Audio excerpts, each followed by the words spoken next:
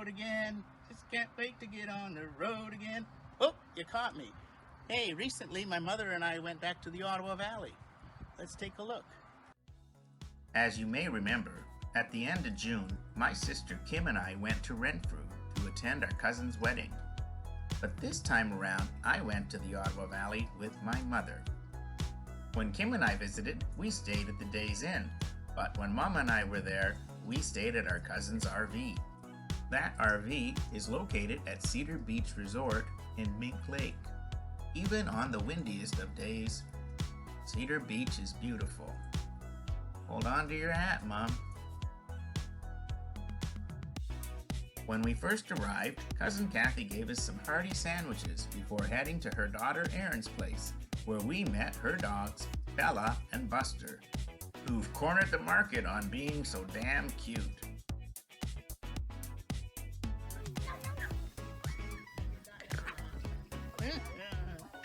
Erin's son Owen is very good at giving high fives, and by the looks of it, someday he may be a race car driver. The next morning, we went to Eganville, located only 5 minutes from the campground, where we visited my Aunt Kathy, who I hadn't seen since 1990. Next, we stopped at the Eganville Foodland, where I had my mom take a picture of a little friend of mine. For dinner, we had some nasty microwavable meals, which looked nothing like what was on the box. After dinner, despite terrible directions from Google Maps, we eventually found our way to the cemetery where my mom's sister and brother-in-law are. We paused for a few moments to take in the rural setting before I took Mom to Renfrew to visit her friend Joan. Day 3 started with a mandatory visit to the swinging bridge. Here we are on the swinging bridge. I'm doing a video, and yes, I was here just about a month and a half ago doing the same thing. When we were done being a couple of swingers, we ventured to the cemetery where my grandparents are. Once again, Google Maps gave terrible directions. I guess she doesn't like cemeteries.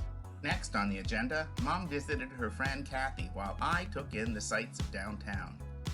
Local radio station My FM Renfrew was sponsoring a food drive outside Metro grocery store, so I made that my first stop, purchasing stuff for a donation.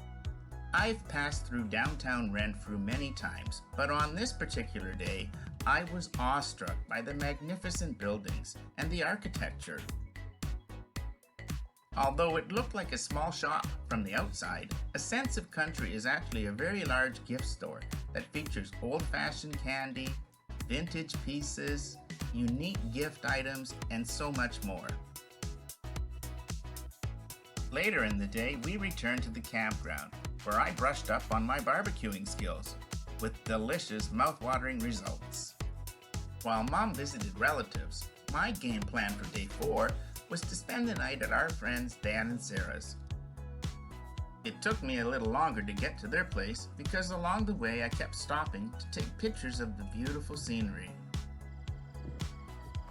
Those are sunflowers all the way back here. So sunflowers there and all back in that field as far as the eye can see. And back and around.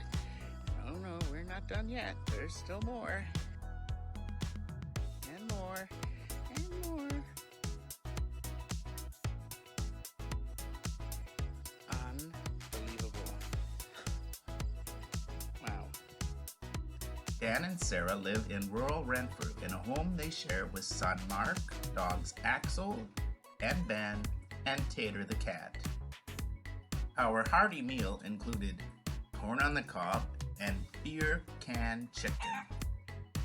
Their hospitality also included a big queen-size bed for me to sleep in. My cousin Jeannie also spent the night, and the following morning took me to see where the culvert had washed the road away not far from Dan and Sarah's.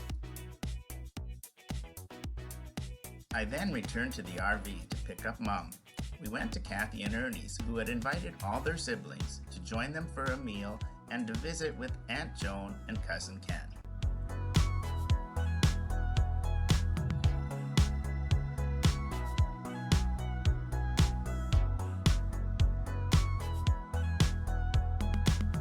Later that night, we returned to the campground for a final walkthrough. The following day, it was time to go home. Midway through our ride, just as I had done with Kim, we stopped at the Oshawa Zoo.